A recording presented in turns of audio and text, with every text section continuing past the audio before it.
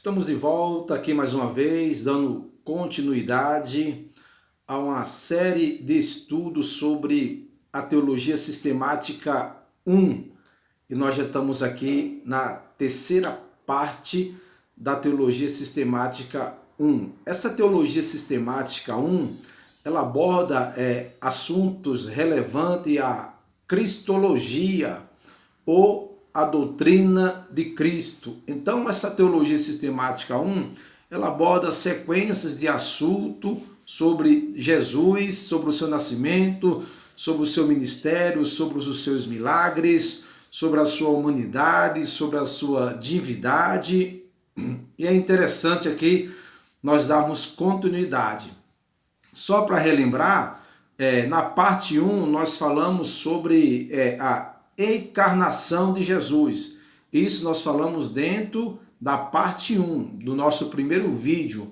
Dentro do segundo vídeo nós falamos Jesus, o verdadeiro Deus, com os mesmos atributos, com as mesmas características da pessoa de Deus, do Eterno. Assim como Deus tem os seus atributos, Jesus também tem os mesmos atributos também, de santos, de eterno, de amor, atributos que Deus tem, também Jesus ele tem. Falamos dentro da parte 2 da teologia sistemática. Agora, dentro da parte 3, que nós vamos dar início agora aqui, nesse vídeo, Teologia Sistemática 1, parte 3, dentro da parte 3 nós vamos estar falando sobre Jesus, o verdadeiro homem. É isso que nós vamos aqui, darmos aqui um estudo sobre Jesus, o verdadeiro homem perfeito. Quando está falando de Jesus, o verdadeiro homem, mas homem perfeito, um homem sem pecado, o homem que não tinha nenhum defeito sequer, nem físico, e nem mental, e nem espiritual. Jesus não teve nenhum tipo de defeito, jamais, porque o pecado não habitou nele. Por isso, nós vamos abordar aqui Jesus, o verdadeiro homem. E para nós darmos início aqui sobre esta parte 3 da teologia sistemática, nós queremos estar abordando isso. A Bíblia chama Jesus de homem. A própria palavra de Deus, ela chama Jesus de homem. Exemplo, Atos capítulo de número 2, verso 22. Quando Pedro falou de Jesus, disse: Jesus Nazareno, varão aprovado de Deus. Veja só. Pedro aqui, lá no dia de Pentecostes, falando ali a todo aquele povo que estava ali no dia daquela festa, do dia de Pentecostes, Pedro ali no seu sermão fala Jesus, o Nazareno, varão aprovado por Deus. Ou seja, Pedro dizendo aqui que Jesus, ele é homem, ele é homem. É uma coisa importante a gente deixar claro aqui, sobre isso aqui, que diz o seguinte, a tudo aquilo que ele na sua glória divina pôde gozar para ser redentor da humanidade, sujeito às limitações de um verdadeiro homem. Jesus viveu neste mundo não somente como Deus verdadeiro, mas também como um homem verdadeiro. Temos que deixar isso aqui bem claro, que Jesus viveu neste mundo como um Deus verdadeiro, mas também como um homem verdadeiro. Temos que deixar isto claro aqui. Em Jesus não teve nenhuma falsidade, nem algo realmente que o pecado tivesse espaço. Na pessoa de Jesus, não. Que Jesus foi o homem perfeito, um verdadeiro homem, mas perfeito. Diferente dos demais homens que foram atingidos, que foram alcançados pela queda de Adão. Jesus não. O pecado que nasceu de Adão, lá no Jardim do Éden, esse pecado não alcançou Jesus, ou seja, não atingiu Jesus, porque Jesus foi um homem verdadeiro. Outro também, referência bíblica também, está no livro do próprio João, capítulo 19, verso 5, onde que diz que Pilatos disse a respeito de Jesus: eis aqui o homem. Quando Jesus estava naquela situação, era para ser crucificado, Pilatos diz: eis aqui um homem. Veja que isso aqui é importante a gente frisar que a Bíblia chama Jesus de homem. É fundamental nós trazemos aqui esta ciência, esse conhecimento, que a Bíblia, ela chama Jesus de homem. Isso é importante. Paulo também escreveu, ele escreveu também escreveu que a graça e a ressurreição veio pelo homem, por Cristo. Paulo escreveu que a graça e a ressurreição veio por meio de um homem. Que homem é esse? Jesus, o Filho de Deus. Então veja que tem uma sequência de personagens, tanto o apóstolo Pedro, até Pilatos também, até o apóstolo Paulo também, falando relacionado que Jesus realmente é homem, que ele é homem.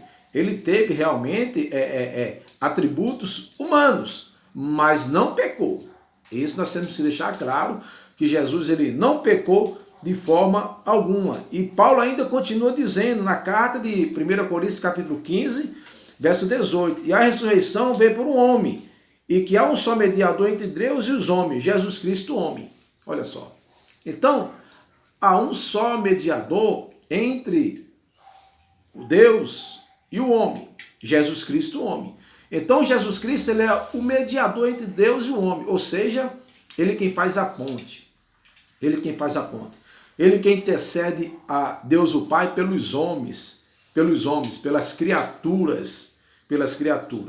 É isso realmente, dentro dessa teologia sistemática, parte 3, Jesus, o verdadeiro homem. E queremos também darmos sequência aqui nessa continuidade também. Jesus nasceu como qualquer outro homem. Quando nós olhamos assim para a vida de Jesus, vemos os milagres que ele fez ali, as suas operações, coisa extraordinária, coisas realmente tremendas, nós achamos realmente que Jesus não teve realmente nenhuma participação realmente da pessoa de Deus no seu ministério. Ele teve sim. Então nós estamos aqui falando sobre Jesus nasceu como qualquer outro homem.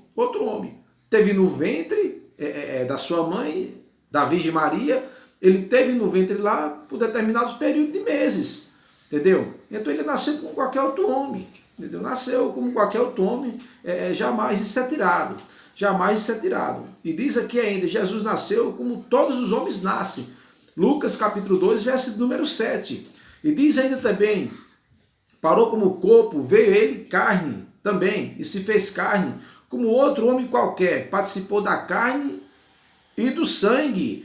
Ele teve corpo, ele teve alma e também ele teve espírito. É bem deixar bem claro aqui que Jesus, como homem, ele teve corpo, ele teve alma e ele teve espírito. Isso é preciso deixar claro aqui. Quando você olhar para a história de Jesus, quando você for fazer um estudo histórico da pessoa de Jesus, não só vê um Jesus ali como um ser realmente divino, mas veio como um ser realmente que teve alma, corpo e espírito. Isso é importante frisar isso aqui, que ele realmente teve, como homem, ele teve corpo, alma e espírito. Também Jesus entregou-se completamente na sociedade de sua época.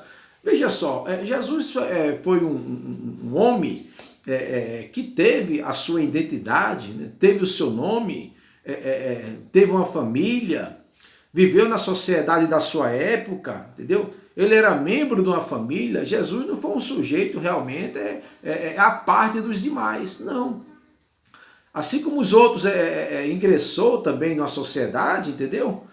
Da sua época, ele realmente ingressou-se completamente na sociedade da sua época, ingressou, participou dos direitos do cidadão normal, comum, judeu, entendeu?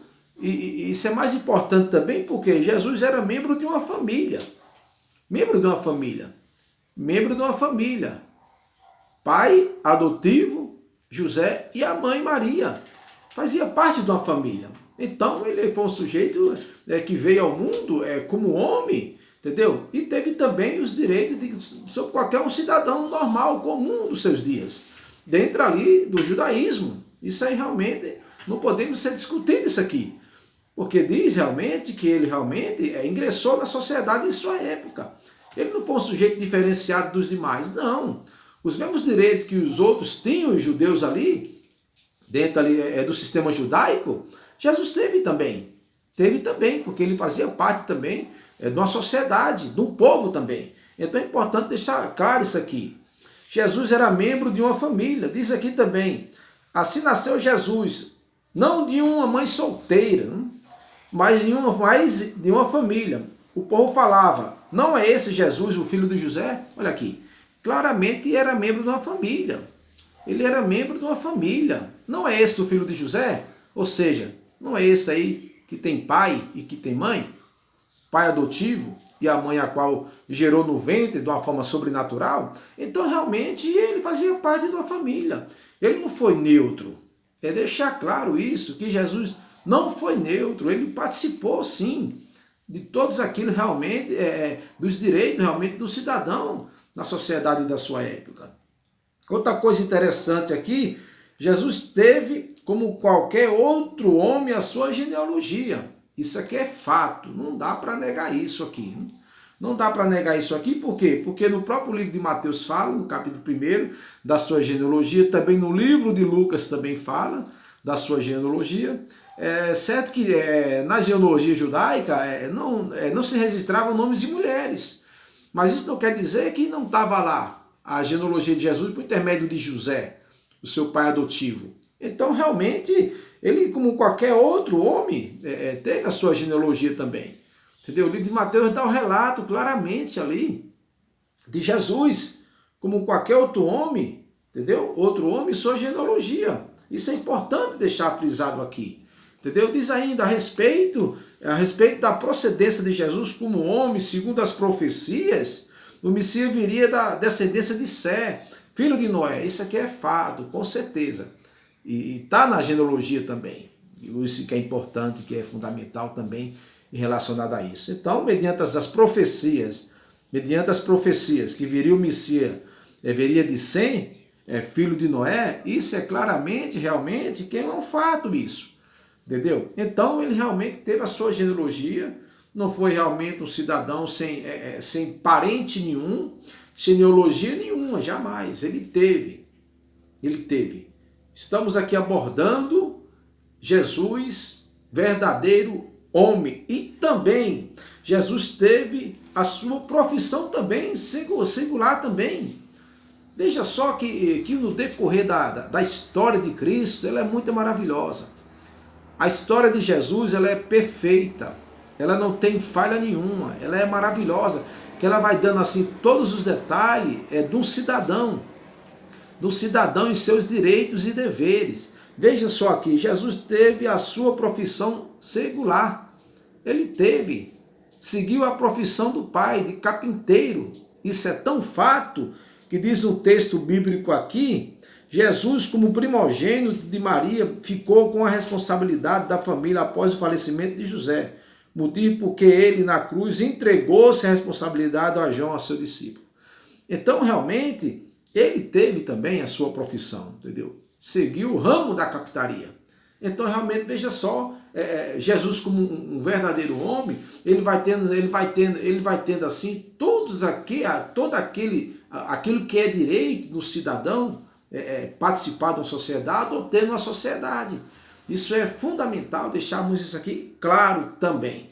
Outro ponto importante também, Jesus cumpriu o seu dever para com a sociedade. Olha só, Jesus cumpriu o seu dever para com a sociedade da sua época.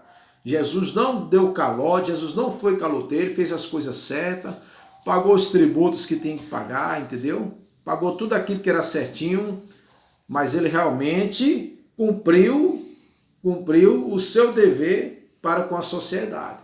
Então veja que nós vamos vendo assim, Jesus o homem, um Jesus homem dentro realmente do sistema, dentro do sistema judaico, mas Jesus cumprindo aquilo que é do cidadão, que é do dever e do direito do cidadão.